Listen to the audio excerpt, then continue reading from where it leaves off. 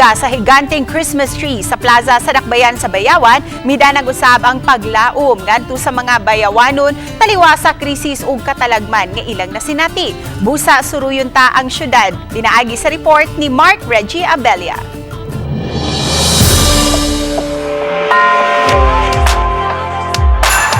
Gabi nga puno sa kasadya o pahiyom ang nabati sa mga bayawanon atol mismo sa ilang Christmas lighting.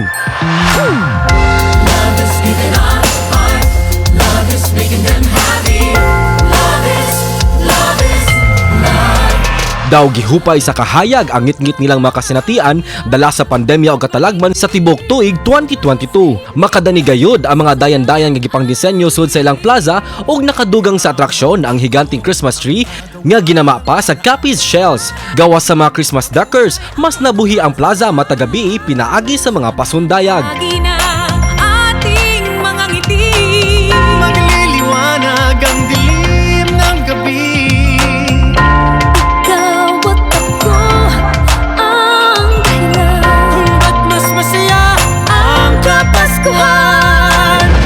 Sigon sa Tourism Officer sa Bayawan City nga si Donna Maturan, ilang napiling tema alang sa disenyo sa plaza karong tuiga mao ang padayong bayawan nga nagpasabot ang pagtisok or pagtahi sa seeds of development in the last 22 years by our leaders as we also celebrate our 22nd Charter Day sa umalabot nga December 23. Dugang niya nga paagi kini sa LGU aron mabati sa mga taga-bayawan ang diwa sa Pasko taliwa sa mga hagit sa kinabuhi. Ang ilang pagtinabangay ug panaghiusa nagpakita lang sa tinuod nga kahulugan sa Pasko ang hashtag #LoveIsUs. Kauban si Clans Gabutin, Mark Reggie Abella. Balitang Bisdak.